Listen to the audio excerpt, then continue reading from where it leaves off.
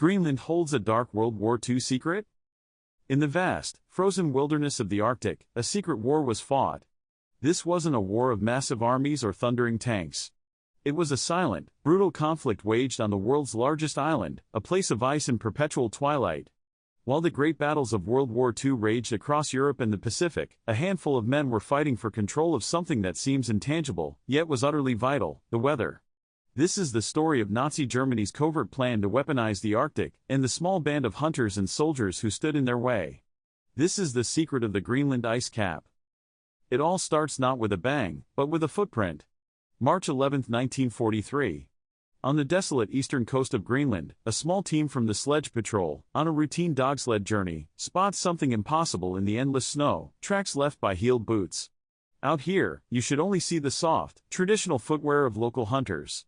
Those rigid heel marks could mean only one thing: intruders. That single discovery would trigger a deadly chase across the ice, a gunfight in the frozen silence, and the unmasking of a sophisticated Nazi operation that had, until that moment, operated in total secrecy. What were they doing there, thousands of miles from the front lines? They were hunting for a weapon that could give the Third Reich a decisive edge in the Battle of the Atlantic and the air war over Europe. They were hunting the weather. So, why was Germany so obsessed with this frozen wasteland? You have to understand just how critical meteorology was in the 1940s. Weather, then as now, could humble the most powerful armies. A well-timed storm could scatter a naval convoy, leaving it wide open to U-boat wolfpacks. Unexpectedly clear skies could give bomber fleets a perfect view of their targets, while thick fog could ground an entire air force.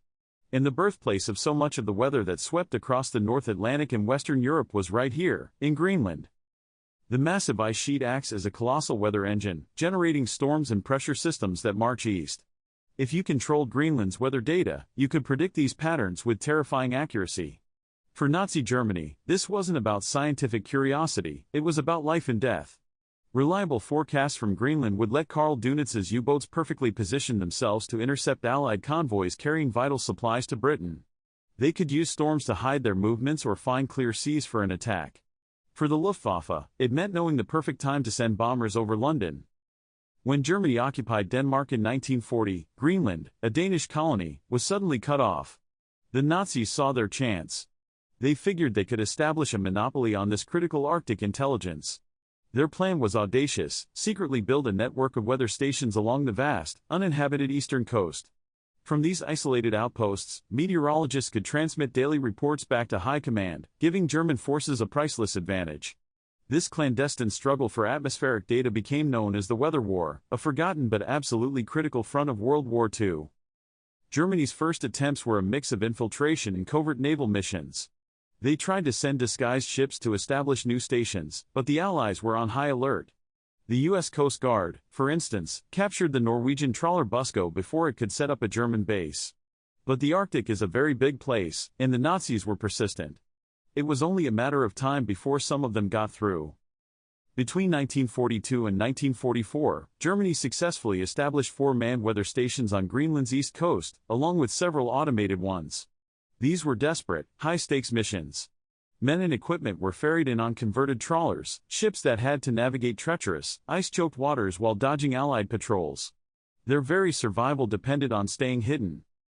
The most important of these secret bases was codenamed Halsage, or Wooden Eye. On August 22, 1942, a converted steamer named the Sachsen slipped through the fog and ice, landing a 17-man team on Sabine Island. This crew, a mix of Wehrmacht soldiers and meteorologists, quickly set up a fortified camp. They built huts, assembled their sensitive instruments, and began transmitting invaluable weather data back to Germany. For 7 months, they operated in complete secrecy, a ghost presence on the ice whose daily radio signals were the only proof they even existed. Other stations followed, like Basejager on Shannon Island and Edelweiss II on Little Koldewey Island. These weren't sprawling military bases. They were tiny, Spartan outposts, a few wooden huts packed with scientific gear, radios, supplies, and heavily armed men who knew they were on a one-way trip if discovered. Imagine their life, a monotonous cycle of survival and observation. Enduring mind-numbing cold, the constant threat of polar bears, the psychological pressure of total isolation, and the daily, meticulous routine of recording temperatures, wind speeds, and barometric pressure. Each coded transmission was a small victory in their secret war, a whisper of information that could send hundreds of Allied sailors to a watery grave. But their whispers didn't go entirely unheard. The Allies knew the Germans had to be trying something in Greenland. The strategic value was just too high. But how do you patrol a 1,500-mile-long coastline of jagged, inaccessible wilderness, much of it locked in darkness for half the year? Conventional forces were useless. The answer was as old as the land itself: dogs.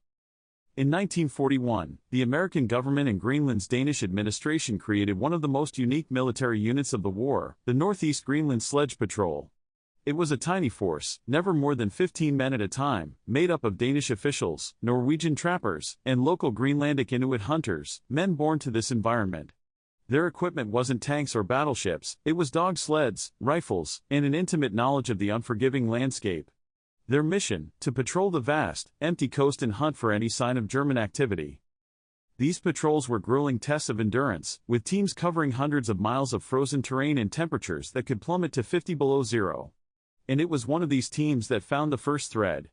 On March 11, 1943, the patrolmen who spotted the boot prints near Sabine Island realized what they meant and tracked them straight to the hidden Halsage station. The Germans, shocked that their sanctuary had been found, immediately gave chase, and a firefight erupted. The patrol was forced to scatter. One of their comrades, Corporal Eli Knudsen, was later ambushed and killed, becoming the sledge patrol's only combat casualty. The discovery of Halsage had blown the secret war wide open. The Germans retaliated, attacking and burning the sledge patrol's small headquarters at Eskimos. The surviving patrolmen were forced into an incredible ordeal, trekking nearly 400 miles across the ice without proper gear to report the German position. A small-scale guerrilla war had officially begun. In one of the most remarkable episodes, a patrolman named Marius Jensen, who had been briefly captured, not only escaped but managed to capture the German commander, Lieutenant Hermann Ritter, forcing him on a grueling 290-mile journey across the ice to hand him over to the Americans.